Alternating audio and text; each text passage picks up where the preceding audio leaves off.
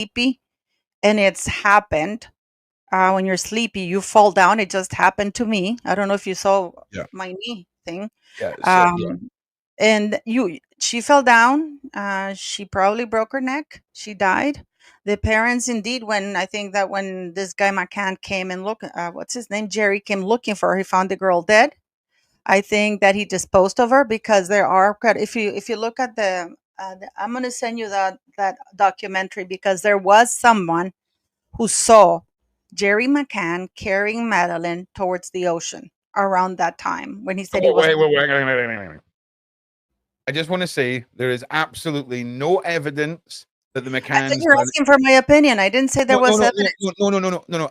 This is no. I'm not. This isn't because this isn't me telling you off. This is just because I know who's watching this, and I just need to make sure you're protected and we're Yeah, protected. now this is my opinion based on documentaries and information I Sure. have seen that to I'm not me sounds criticizing you. believable. No, no, no. I'm I not. understand why It's you're just, doing it. yeah, it's But just this is your as my opinion, and that's the opinion I'm giving. I've watched documentaries of people who actually went there, interviewed I've other seen. I know witnesses. the same stories. Yeah, I've heard the same No, but stories. I'm going, this guy actually, I think he got shut down from YouTube for a while. And this is a proper documentary. He interviewed the correct witnesses, everything. Witnesses that the police should have investigated or interviewed. There was a witness in that documentary I saw where he said that he actually recognized the man. Remember, they said there was a man carrying a little girl, and it turns out it was actually a responsible parent who was bringing his daughter from the daycare that the hotel offered because they went out. He went to pick her up, and he was carrying her back to the room to Right. their room. But before that, there was a witness who said they spotted Jerry with the little girl walking towards the ocean. And they even drive the route because they were really close by the ocean, right? Yeah, I'm You with know you. that they live close Yeah. to the ocean. So this witness said that he saw that Jerry was carrying the little girl and he saw her walk towards the ocean. Um, I believe that something terrible happened. I believe that because this happened and all of them are doctors or well-placed people when Jerry Yeah. McCann came back. I'll be honest. In Jerry's defense for that documentary, if they're trying to imply that anyone would walk a body out into the ocean, right? That's just madness. It's just madness.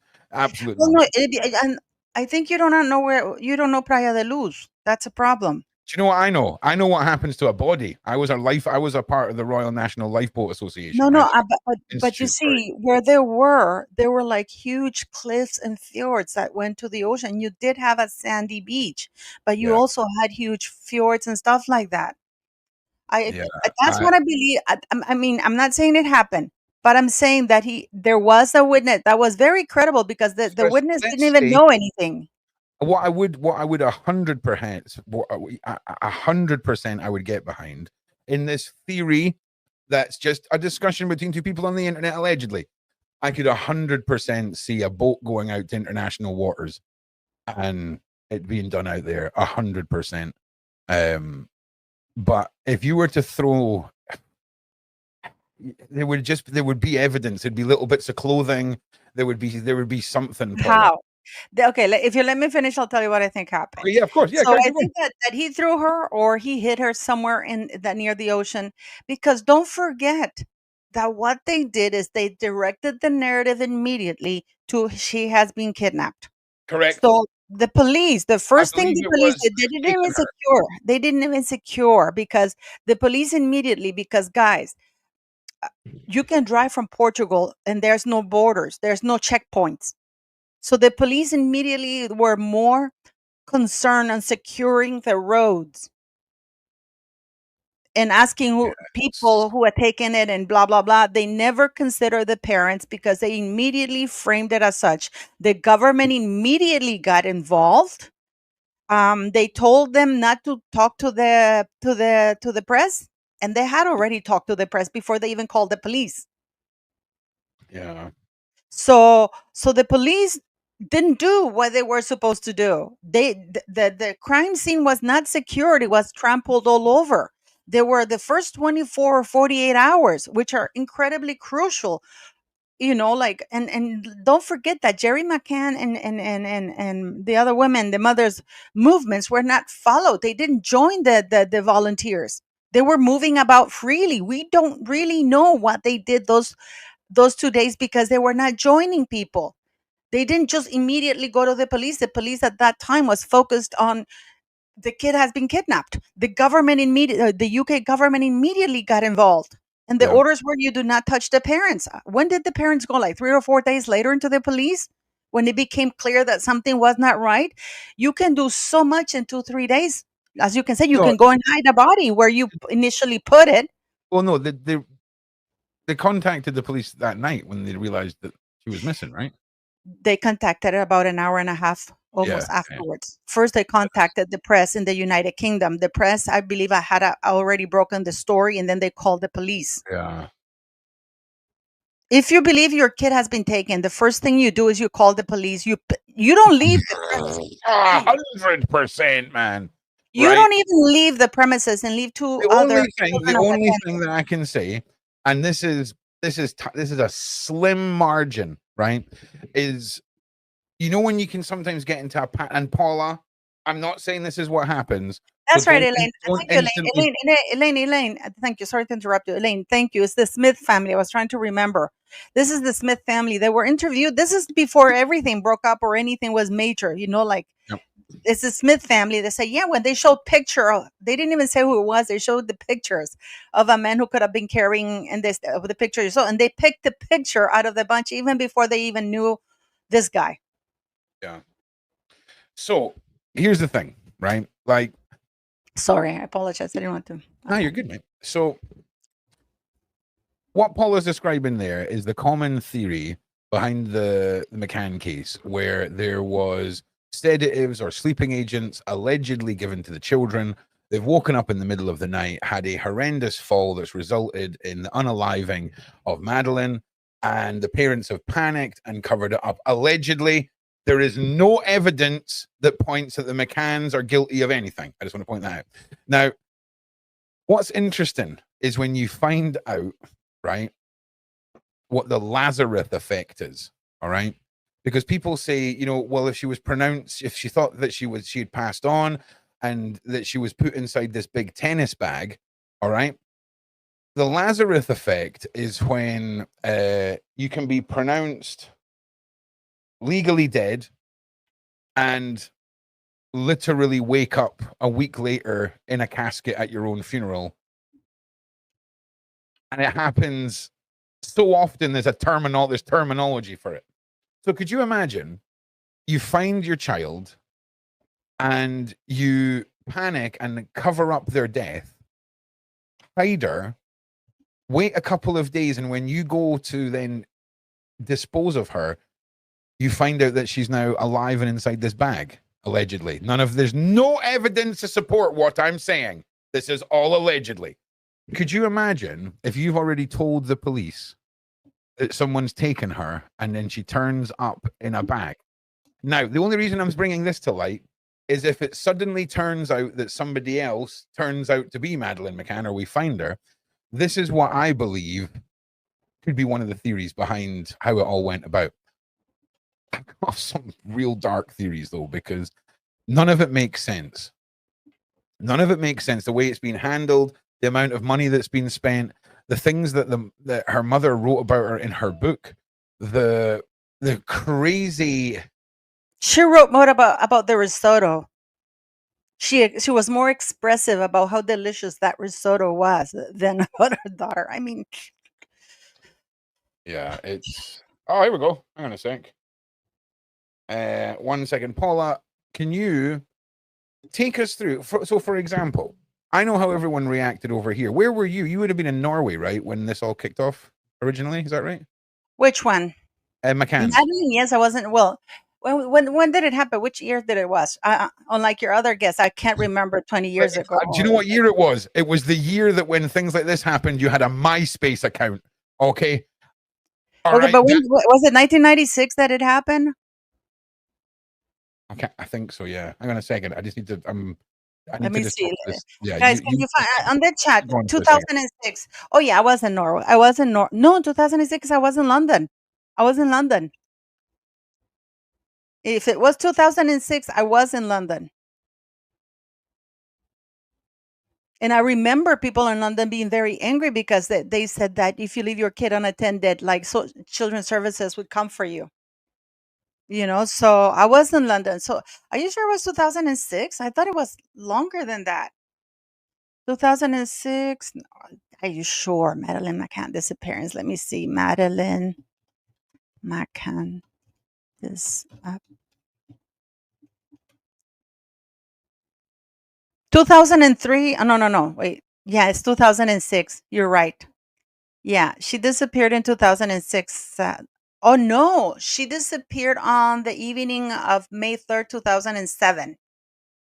Yes, I was still in London. Yeah, So, okay. So, yeah, like, I remember everybody was shocked because they couldn't believe how the parents. And guys, okay, I'm going to say something really, I'm not being a snob or anything, but I lived in Richmond, which is a very posh area. that's where the snobs live, right? Shut up. Yes. Yes. This is like I'm telling you. I'm not a What snob, but I live in snobville.snob. No, I'm kidding. No, carry on. Okay. So one of my friends, one of my girlfriends, her father was one of the chairmen of HSBC. So I think they're above middle class, right? And she would never leave Felix or Sophia unattended. She had nannies for that, Yeah. you know. And they would travel with nannies, or if not, they would hire a nanny service. So that's not a very middle class. I've heard that excuse that, oh, it's very middle class. No, what's very middle class is to have a nanny, not Well, to leave your children unattended. I don't get it. Like, I really don't. I mean, it was the Sophia twin. It Davis. wasn't like they were babies. It wasn't like they were screaming babies, right? They were tiny, tiny little tots. But I don't understand why in the hell you wouldn't just have the kids asleep in buggies beside you having your tapas. Like, what are you doing that you can't have the kids at that restaurant? Like, what is going on? I do not understand the mindset But I of don't anyone that understand would why do they that. would no, I don't understand why they would take the kids at all if they what they're planning to do is go out with their friends because they're grandparents. They could have left them with their grandparents. That's a good point. They were the only kids, right? Was there other kids there? I think they were the No, only kids. all the other people, this is why they are complicit, all of them, because all of their friends have children and they were taking turns to check on all the children, all of their Okay. kids, supposedly. Okay.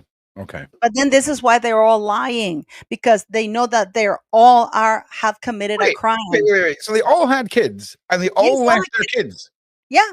So they would take turns and they will go and check on each other's children.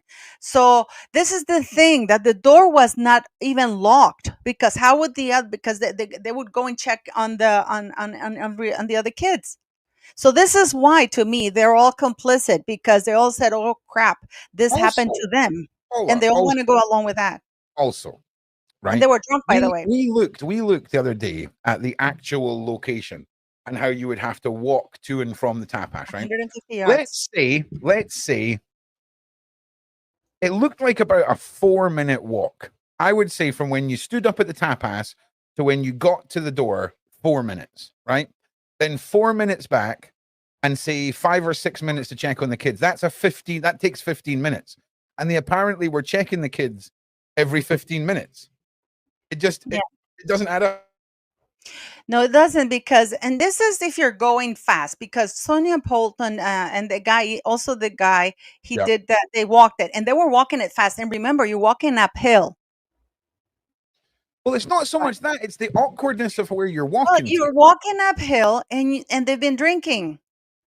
So Yeah. they're not at their fast. That it's not like they're going at a fast pace. Oh, we gotta go run and look at the kids. So if you're walking and don't forget that even Jerry McCann said that he stopped to talk to somebody on the street. So it's not like they were hurrying it up to go there. I don't even think that they were going up to check on the kids. I believe that is a BS lie that they all said to save their hides because they knew that what they had committed was child neglect, which is a crime in the United Kingdom, leaving children unattended under the age of 13 at the time it was when I was there. I don't know if it's gone higher or lower or 11, but they all know that they all committed a crime. by leaving their children unattended. And they made up the story that everybody would check up every half hour. That is, one parent would get up to check up half hour. And then what the guy before, Maddie, or what's the name of the woman, the mother? Kate. Kate. Before Kate went, and one of the parents had gone, and then he kind of admitted he really hadn't seen, and the way he described which door he went through didn't match in the other declaration that he gave testimony. So to me, nobody went. This is a story that they made up. They just left the kids unattended, and I believe that something might have happened already to the kid. Some people are saying that she disappeared 2 days prior to that, because this documentary that I saw, you know how they were supposed to have signed Maddie because they were playing tennis. They were leaving her at this like a daycare while they were playing tennis, and they would leave Maddie there and they would sign her up. Have you seen that documentary? They didn't sign her up that day, even though it's mandatory. So the guy is going like, so we can't even verify that Maddie was there, because the person who was there was never interviewed. And she says she doesn't recall seeing Maddie that day, you know? Here's an interesting one.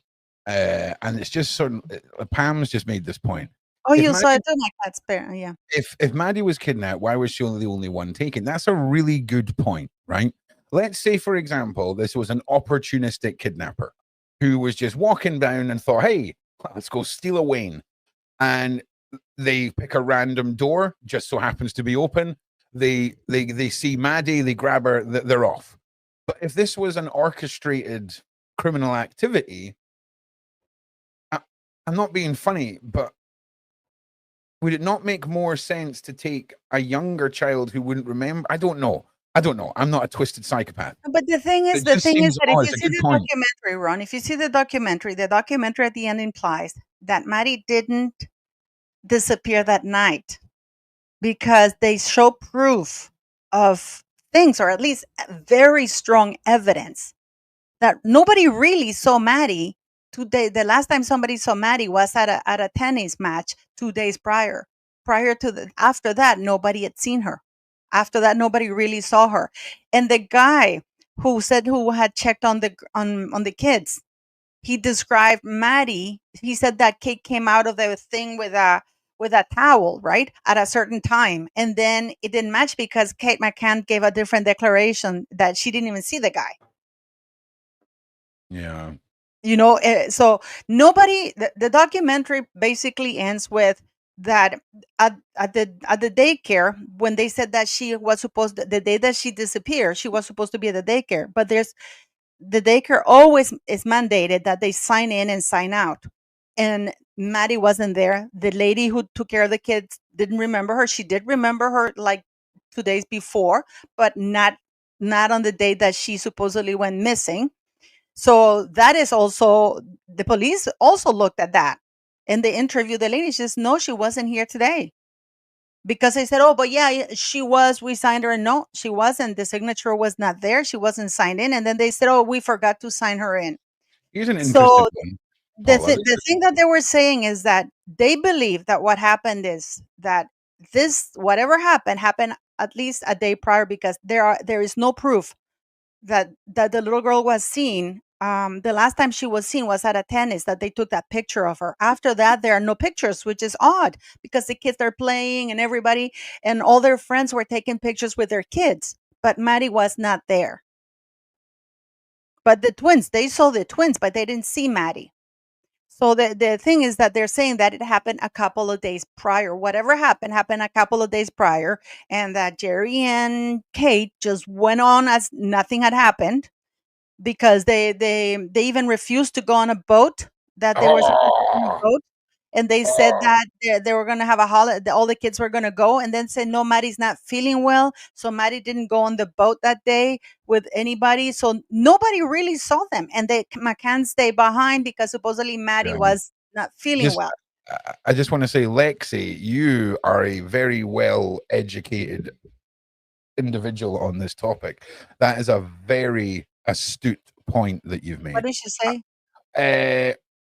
I don't want to repeat it, right? But she was commenting on how Madeleine was of an age where she could interpret things better than a baby if she was asked to do something, No, shall the we say? kids were not the twins were not that young. The kids were a year and a half, almost 2.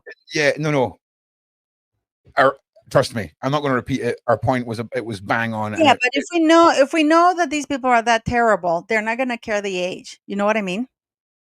Sometimes the yes, they younger the will. better. Listen, okay, so Sometimes the the point, younger no, the better. There's always a yeah, market.